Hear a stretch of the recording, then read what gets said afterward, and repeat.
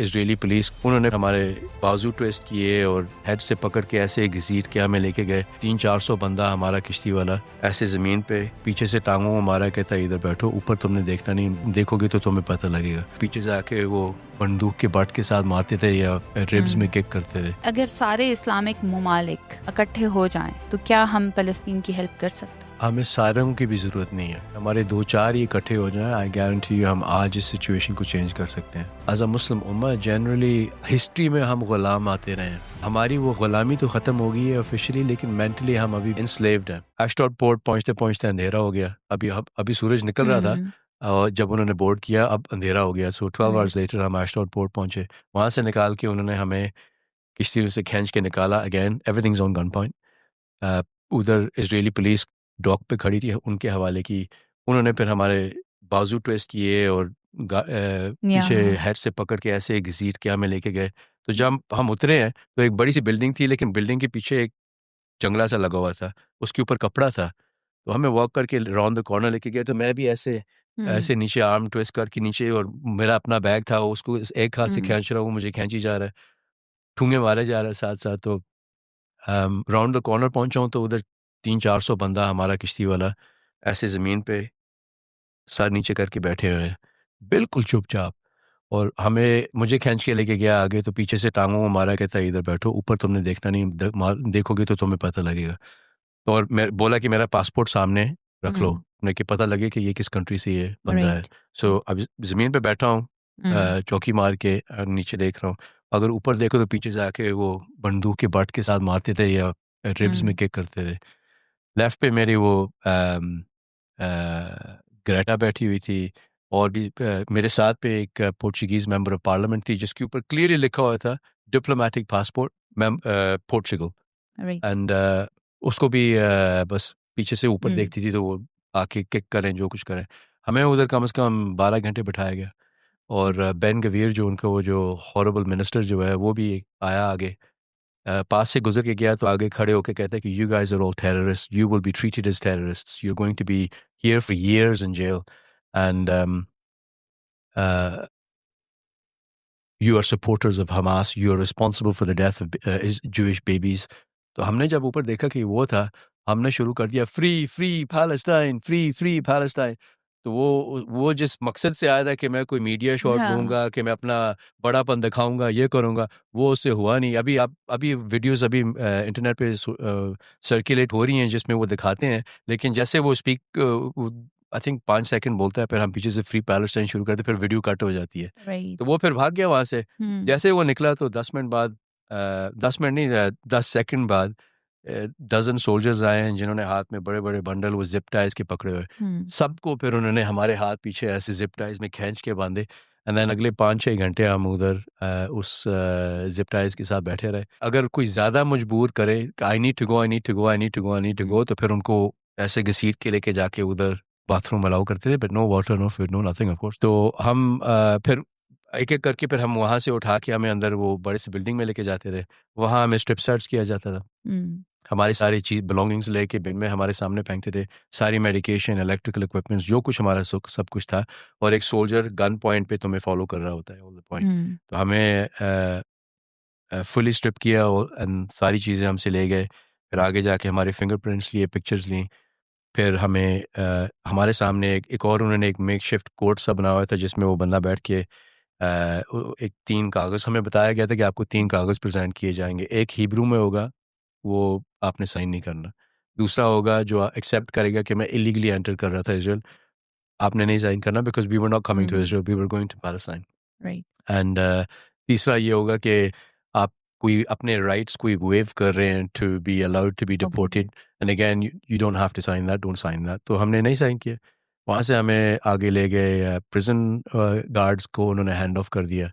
उन्होंने हमारी चीज़ें ली, ब्लाइंड फोल्ड किया, हैंड जिप टाई किए, वान में डाल दिया। और उस टाइम पे बहुत सारे हमारे कॉलीग्स को उन्होंने मारा पीटा अच्छा खासा। और 3 घंटे हमें चला के वो जेल की जो वान है, जेली की जो वान होती है, उसमें हमें 3 घंटे 3.5 घंटे चला के नेगेव डेजर्ट के अंदर किसियोट एक प्रिजन है, हाई सिक्योरिटी टेररिस्ट प्रिजन, उसमें हम उस कंपाउंड में हमें ले गए। जिसमें हम पहुंचे तो हमें केज के अंदर बंद किया। और बेचारा थियागो जो ब्राज़ीलियन लड़का जो है, उसको तो अच्छा खासा उन्होंने कुछ किया होगा क्योंकि उसकी हालत तो काफ़ी ख़राब थी। लेकिन वो बेचारा उसके हाथ ऐसे बांधे हुए केज के दरवाजे पे खुला खड़ा है, और वो जैसे बकरियों को नहीं अंदर वो घुसाते, खोल के अंदर पुश करके वो घुसा रहे थे। वो जो भी आ रहा था तो उसको अंदर घुसा रहे थे। तो मैं जब उधर पहुंचा हूँ, तो जिस बस पे मैं उतरा हूँ, तो 4-5 हम उस बस पे थे नहीं, बल्कि आई थिंक 8-9 थे। केज उन्होंने खोला तो वो बेचारा थियागो ऐसी हालत ख़राब हुई, हाथ उसके बांधे हुए खड़ा है, कहते thank you brother, thank you for coming, thank you, I am so proud of you. And you no, you think about कि उसके साथ क्या हुआ है, लेकिन फिर भी वो लोगों को थैंक यू कर रहा था कि thank you very much for coming. Minister जो था, अब ये क्रेजी मिनिस्टर बैन गवीर, हमें कह के गया कि तुम्हें हमने सालों रखना है यहाँ, we going to treat you like a terrorist, you not going to be living anywhere. And basically we were like, अब पता नहीं यहाँ क्या होगा। अब हमें नहीं पता था कि हमने यहाँ पिछली किश्तों में तो ऐसे होता था कि जब वो लैंड करते थे, डॉक से ही उनको उठा के वो ले जाते थे, जहाज़ों में बैठाते थे and send them home. But because there was 500 of us, they didn't know what to do, so they took us all, and also to prevent कि फ्यूचर में ये फिर से ना आए, तो हमें वो ले गए उधर। ये तो हमें बाद में पता लग रहा है, लेकिन उस वक्त तो ना हमें पता लग रहा है कि हम हैं कहाँ, हम कि हमारे साथ क्या होगा, हमने इधर कितना टाइम गुजारना है, what can we do, no legal representation, we're completely at their mercy. And Israelis are the masters of psychological warfare. तो उनको पता है कि उन्होंने कैसे ट्रीट करना है बंदे को, कि उसकी अपनी इंटरनल विल जो है वो खत्म विल हो पावर जाए। ख़त्म करने के लिए ना, कि उन्होंने क्या करना है। तो फिर उन्होंने हमें कपड़े दिए। कपड़े क्या दिए उन्होंने हमें, एक पजामा दिया, टी शर्ट दी और चप्पल दी, और हमें खींच के ले गए अंदर सेल में। और सेल जो है इससे छोटा होगा, इसके अंदर 8 बेड्स हैं। So basically 4 metres by about 5 metres, 4 metres by about 4 metres by 4 metres. 8 beds थी और 16 हम बंदे थे उसमें, और 7 दिन हमें रखा उसमें। और 7 दिन में मुझे सिर्फ 2 दफ़ा 20-20 मिनट के लिए निकाला गया था for the entire time. And what about food and water and the stuff? खाना उन्होंने हमें ऑफर किया था, लेकिन it was like some mouldy bread with jam on it, तो we were on hunger strike, so we didn't eat. हमने नहीं खाया, और इसलिए नहीं खाया कि इन प्रोटेस्ट ऑफ कि हमें किस वजह से उन्होंने इलीगली डिटेन किया हो इधर, और इन सॉलिडारिटी विद द पैलेस्टाइनियंस। ओके। तो और पानी जो था वो कह रहे थे कि इस बेसिकली एक कोने में एक टॉयलेट थी, उसके साथ एक टैप था, और टैप में से ब्राउन वाटर सा निकलता था, वो हमें पीना पड़ना था। तो पानी भी हमने कम ही पिया जब ज़रूरत पड़ती थी। और डेजर्ट के अंदर रफली दिन के टाइम हाई 30s का टेम्परेचर था, तो आप इमेजिन करें कि उसमें हालत क्या होती थी। ड्रग्स नहीं किसी को दिए गए, लीगल रिप्रेजेंटेशन किसी को नहीं दी गई मुझे। जब और हर 2 घंटे बाद रात के time gun armed soldiers would come in, they would kick the door in, switch the lights on, shout at you, make you stand up against the walls. साथ उनके कुत्ते होते थे to intimidate you and scare you. आपको सोने भी नहीं देते थे। एंड इन पैरेलल जो उधर एक वीडियो वो एक चला रहे थे कि 7 अक्टूबर में जो उनके जो मारे गए थे, उनकी जो हॉरेबल पिक्चर्स जो थी उन्होंने वो ब्रॉडकास्ट कर रहे हैं, और ऊंचा ऊंचा म्यूज़िक 24 घंटे चला रहे थे कि आपको ये साइकोलॉजिकली इम्पैक्ट करने के लिए। तो या आई मीन एक बाबा था हमारी साथ वाली जेल में, साथ वाले 10 सेल इधर थे, 10 सेल इधर थे, और साथ वाले सेल के अंदर एक बाबा था जो डायबिटिक था, और 4 दिन उसको इंसुलिन नहीं दी गई। इवेंचुअली उसकी हालत इतनी ख़राब हुई कि वो मेडिक उसको घसीट के लेके गया, फिर इवेंचुअली उसको इंसुलिन दी, और किसी को कोई मेडिकेशन, हार्ट के जो पेशेंट्स थे, जो डायबिटिक जो लोग थे, जो क्रॉनिक मेडिकेशंस लेते थे, कोई नहीं लिया। लेकिन ये है कि मेन चीज़ ये है कि हमारे साथ जो उन्होंने किया जो फ़लस्तीनियों के साथ वो जो करते हैं, इट वाज़ ओनली 10%। उनको तो पता था कि कहीं न कहीं इन्होंने इवेंचुअली उनको निकालना है।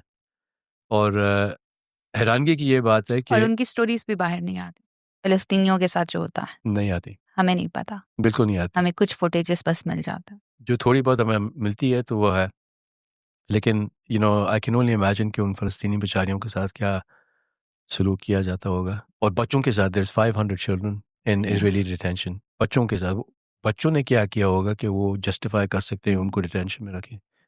फिर इवेंचुअली ऐसे हुआ कि चलो वो तो चलो इज़राइली थे।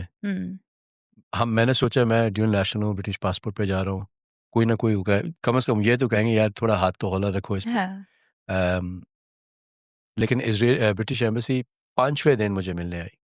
5वें दिन मुझे मिलने आई, और मैंने उनसे पूछा यार what the hell is this, why is it taking you 5 days? They're like, oh well, you know, यौम कपूर था उनका, ये जो न्यू ईयर टाइप से होता है, एंड वीकेंड था, and we really at the mercy of the Israelis कि वो हमें आने देंगे तो हम आ सकते हैं। तो हमारे पास इस सिचुएशन में कोई लेवरेज नहीं है। Like what do you mean आपके पास लेवरेज नहीं है?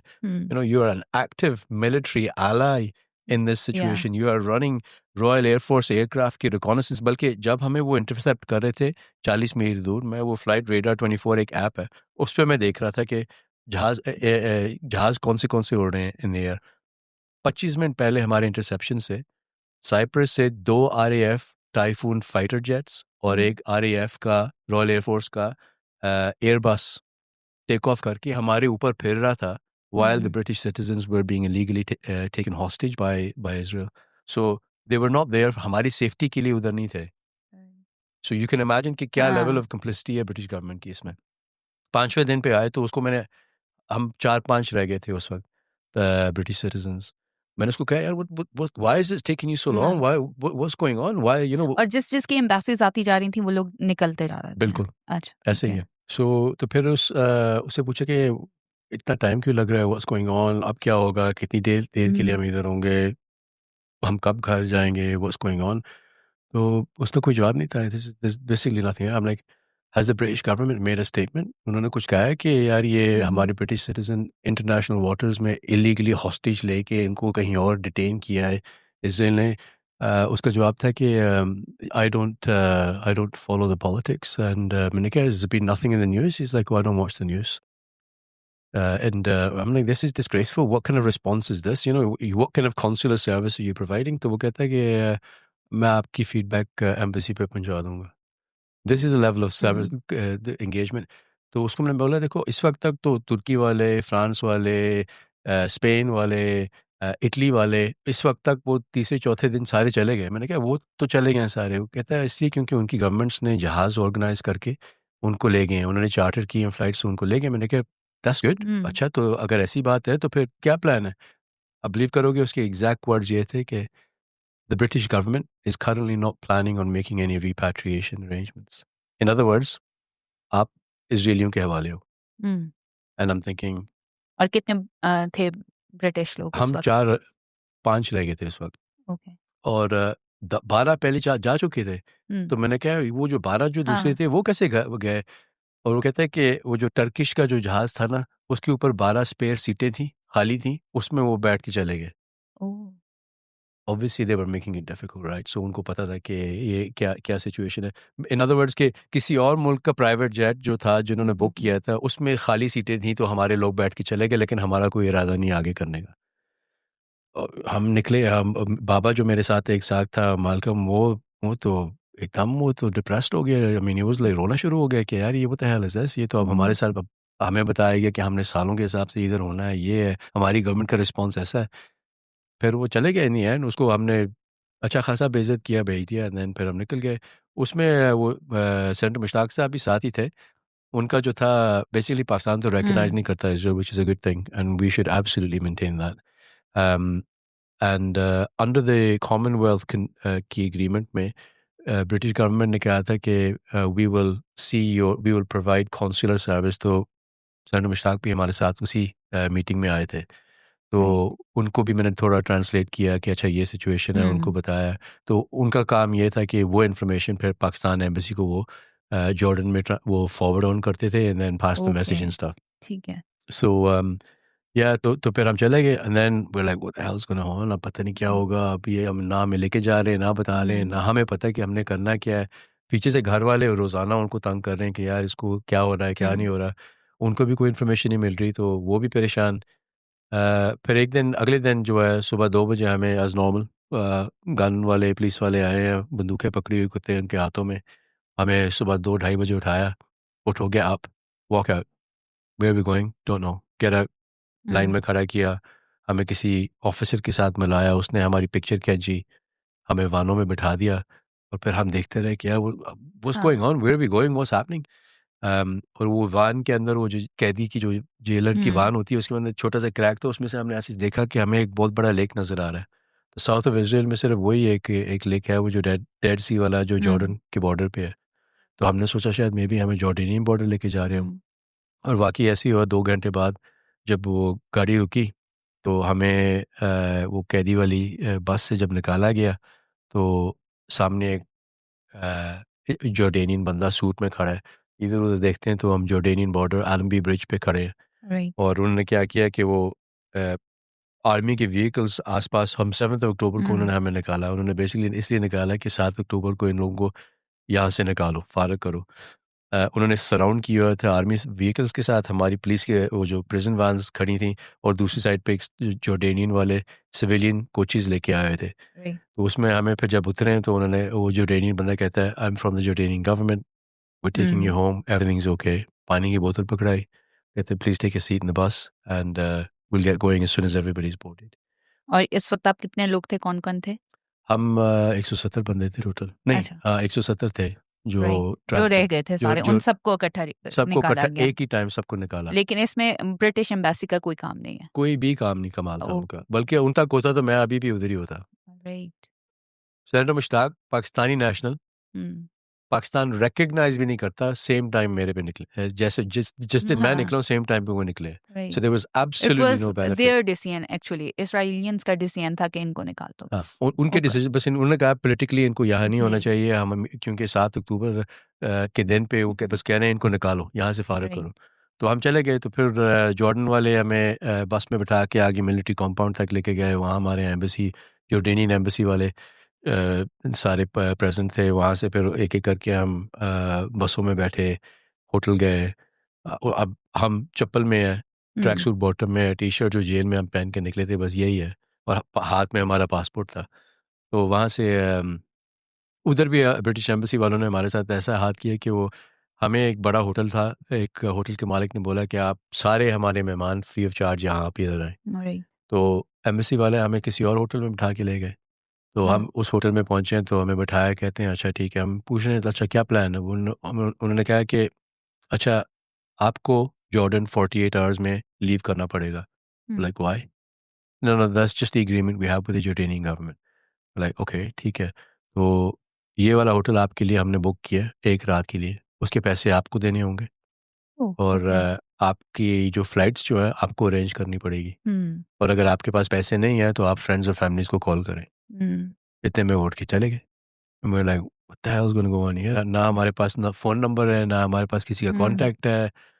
शुक्र है उधर ये स्मूथ फ्लूटेला वाली जो मैनेजमेंट की जो लोग थे, सपोर्ट स्टाफ जो था, उन्होंने हमें होटल पे फ़ोन किया, उनको पता लगा कि वो यहाँ लेके आए। उन्होंने कहा डोंट वरी, आपको इस होटल में आना था लेकिन वो आपको उधर ले गए। लेकिन आप फ़िक्र ना करो, इसका खर्चा हम कवर करेंगे, हम टैक्सियाँ भेज रहे हैं, हमारे पास आपके लिए यहाँ खाना है, कपड़े हैं, आपको, आप अपने फैमिलीज़ को कॉल कर लेना इधर आके, don't worry will take care of everything. तो फिर उन्होंने फ़्लाइट्स हमारी बुक की वापस, to go right. Back to our home countries. So बहुत मुश्किल कहानी आप पे तो बीती है। आई डोंट नो फ़लस्तीनियों पे कैसे बीतती होगी। जो एड थी वो नहीं पहुंच सकी, वो सी में खत्म हो गई। वो बस किश्तियों के साथ उन्होंने वो रख ली। राइट। राइट। थोड़ा सा मैं ये जानना चाहूँगी, जैसे आपने शुरू किया, हम आएंगे मुस्लिम उम्मा के ऊपर भी। जब आपने स्टार्ट की बात तो आपने एक बात कही कि बीइंग अ मुस्लिम हमारी जिम्मेदारी भी है, वो हमारे मुसलमान भाई भी हैं और वो हमारा पहला काबा भी है। बट जब आप सारी स्टोरी सुना रहे हैं उसमें आपने कहा कि आप 500 लोग थे, जी, जिसमें सेलिब्रिटीज भी थी, इन्फ्लुएंसर्स भी थे। जी। आई कैन अंडरस्टैंड कि आप मुसलमान हैं, मैं मुसलमान हूँ, हमारे लिए बात करना क्या है। उनके पास जो जज्बा है इंसानियत का, उसको आप कैसे डिस्क्राइब करते हैं, not seeing the situation as a Muslim? Rabia, total I think 10-15% लोग होंगे जो मुसलमान थे उन 500 बंदों में से। आप इमेजिन करो बाकी सारे, और कहाँ से आए थे? अर्जेंटीना से आए थे, कोलंबिया से आए थे, न्यूज़ीलैंड से आए थे, नॉर्वे से आए थे, स्पेन, जर्मनी, इटली से आए थे, ग्रीस से आए थे, मलेशिया से आए थे। मलेशियंस थे, लेकिन द रियलिटी इज़ हमारे उधर मुसलमान बिल्कुल कम थे, और हमारी तो ऑब्लिगेशन है, वो तो हम एक ही उम्मा, एक ही फ़ेथ के हैं। उनकी सिर्फ सिंगल ड्रिवन रिक्वायरमेंट ये थी कि हम एक ह्यूमैनिटी बेसिस के ऊपर किसी की हेल्प करना हमारी ज़िम्मेदारी है। तो ये हमें खुद सोचना होगा अपने एज़ द मुस्लिम उम्मा कि हम कर क्या हम रहे हैं? कहाँ पे खड़े हो रहे हैं, uh where do uh we stand? Where do we stand? ये हमारे मुसलमान बहन-भाइयों की हेल्प नॉन मुस्लिम्स करने जा रहे हैं। हम कहाँ हैं? That's the question to ask ourselves. And you know unfortunately I think चलो वो जो है, लेकिन आई थिंक जो भी हमारे पे मुश्किलात आती थी ना, अब मेरा वज़न 15, 13, 14 किलो मेरा उन 5 हफ्तों में कम हो गया। Right. Some of it because of the hunger strike, but mostly because we were eating very limited food on the boats because our boats were full of aid. हमारे पास लिमिटेड फूड होता था खुद के लिए, और दिन में 2 दफ़ा हमें कुछ मिलता था खाने को, और अमूमन ऐसे होता था कि कुछ और है, वो कहते थे नहीं. So then you would have a small portion and that's all you had. And they went through the storms, the prison, the bombs, the explosions. 5 weeks काम सारे अपने छोड़ के आए उधर, और पता नहीं क्या क्या छोड़ के आए, बच्चे छोड़ के आए, फैमिली छोड़ के आए, और ये सारा उन्होंने इसीलिए किया on the basis of humanity. आपको क्या लगता है, मुस्लिम उम्मा की अगर हम बात करें, Saudi Arab exporter of America, कितने अगर सारे इस्लामिक ममालिक इकट्ठे हो जाएं तो क्या हम फ़लस्तीन की हेल्प कर सकते हैं, गज़ा की हेल्प कर सकते हैं? हमें सारों की भी ज़रूरत नहीं है. अगर हमारे 2-4 ही इकट्ठे हो जाएं, आई गारंटी यू हम आज इस सिचुएशन को चेंज कर सकते हैं. हमारे पास इनफ इतनी पावर है कि हम कर सकते हैं. लेकिन द रियलिटी इज़ कि जो हमारे governments जो हैं across the Muslim world do not represent the public, and this is a fact. In fact, I mean, it's not just it's not the Muslim world. All governments do not represent the represented people. क्योंकि अब इन मुल्कों से भी तो लोग उठ के आए हैं Right, yes. against their government's wishes, लेकिन they came. So the reality is that there is a big deficit in the political system at the moment across the world, where the masses, the public, are not represented by the governments that represent them, and they're not doing the things they should be doing. अगर हम आज चाहें तो ये 2 minute में ये situation खत्म हो सकती है. हम क्यों नहीं चाहते? पब्लिक चाहती है, लेकिन हम गवर्नमेंट्स क्यों नहीं चाहती? आपको क्या लगता है गवर्नमेंट्स क्यों नहीं चाहती? गवर्नमेंट्स इसलिए नहीं चाहती बिकॉज उनके नेगोशिएटेड डील्स होते हैं, उनके फंड्स की अरेंजमेंट्स होती है, उनकी सपोर्ट की बात होती है, उनकी in return for compliance or agreement to support this situation or staying quiet or turning a blind eye, उनको कुछ और benefit मिलता होगा कहीं और. And the decisions are not being made on a matter of principle, they're being made on a transactional basis. So, you know, but coming back to the point, Rabia, why does 500 civilians have to put their own personal safety at risk and go through that experience? Only reason उसका ये है क्योंकि हमारी governments represent नहीं कर रही. Yes. लेकिन ये भी सोचने वाली बात है कि one of the most right-wing, hardline, pro-Israeli government in Europe today is Italy. और इटली भी मजबूर हो गई थी, क्योंकि वो जो प्रोटेस्ट पूरी मुल्क में किए गए थे, इटली भी मजबूर हो गई थी कि हमारी सेफ्टी के लिए 2 उन्होंने नेवी के बोट्स भेजे थे. सो आई थिंक हम जो है ना एज अ मुस्लिम उम्मा जनरली हम वेस्टर्न्स में ये काम है, क्योंकि हम हिस्ट्री में हम गुलाम आते रहे हैं. हमारी वो गुलामी तो ख़त्म हो गई है ऑफिशियली, लेकिन मेंटली हम अभी इंस्लेव्ड हैं, और उसी मेंटालिटी पे हम चलते हैं. वो जो स्पेनिश जो होते हैं, इटालियंस जो होते हैं, जैसे भी हैं, लेकिन वो कम से कम ये तो कहते हैं ये हमारा हक है, we need to go get it. उसका ये मतलब नहीं होता कि आप चीज़ें जलाना शुरू कर दो, गोलियां मारना शुरू कर दो, लड़ाई झगड़ा शुरू कर दो. You do it in a way where you know if let me pose one question. अगर आज पाकिस्तान के अंदर in a very legal and non-violent way अगर 5 मिलियन लोग, कितने मिलियन लोग हैं पाकिस्तान में, 200 पता नहीं कितने मिलियन लोग हैं, समथिंग लाइक दैट. अगर 5 मिलियन छोड़ो, 2 मिलियन लोग अगर सारे पूरे पाकिस्तान में in a very civil non violent way अगर प्रोटेस्ट करने के लिए निकलें और कहें कि ये हमारे लिए एक इशू है, do you think the government of Pakistan और any government for that matter wouldn't stand up and say wow okay there something important here, हमें कुछ करना पड़ेगा. That's all it takes.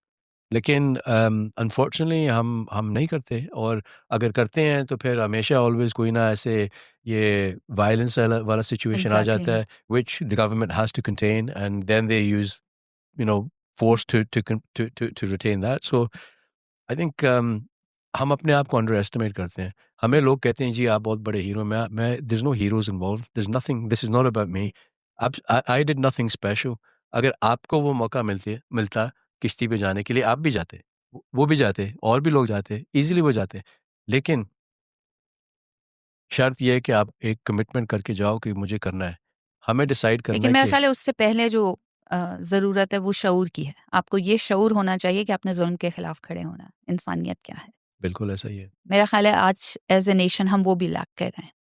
हम लैक कर रहे हैं. बिल्कुल कर रहे हैं जी। I mean I think the problem of course is कि हर जगह आपको ज़ुल्म हुँ, नज़र आता है ऑन ऑल लेवल्स। या ये नहीं है कि आई मीन यू नो मैं ब्रिटिश बॉर्न हूँ तो ज़्यादातर मेरी ज़िंदगी अब्रॉड लगी है गुज़री है, लेकिन इसमें every level, hmm, every single level from the lowest to the highest, अगर आपका 1 लाख रुपए का नुकसान होता है लेकिन मेरे 2,000 रुपए का फ़ायदा होता है, मुझे मंज़ूर है। या दिस इज़ हमारी ये हमारी सोच है, जनरल सोच है। अनफॉर्चुनेटली एंड आई थिंक इसी चीज़ को हमें देखना होगा। ये इसको बाहर चेंज करना होगा हमें। Inward reflection, yes. कोई लास्ट मैसेज पाकिस्तानी अवाम के लिए देना चाहें और गज़ा को आप फ़लस्तीनियों को जिन्होंने इतना सफ़र किया उन्हें कोई मैसेज देना चाहें तो वो क्या हो? फ़लस्तीनियों को तो मैं ये कहना चाहता हूँ कि देखो look, you are not alone. हमारी गवर्नमेंट्स करें ना करें लेकिन आपके साथ लोग, पूरी दुनिया के लोग साथ हैं। I guarantee you that and हमारी फिर कोशिश है कि इंशाल्लाह ये अप्रैल मई के अंदर हम फिर से, इस दफ़ा पिछली दफ़ा 50 बोट्स गई हैं, इस दफ़ा हम 150 बोट्स लेके जाएंगे।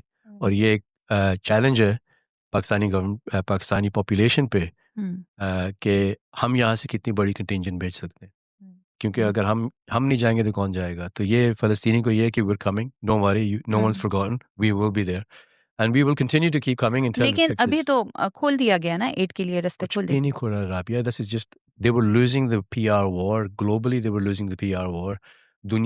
पूरी दुनिया उनके खिलाफ हो चुकी थी, तो उनको मेकशिफ्ट अभी भी बम्स गिर रहे हैं, अभी भी ड्रोन्स चल रहे हैं, हुँ, अभी भी उनकी कोई एड नहीं जा रही।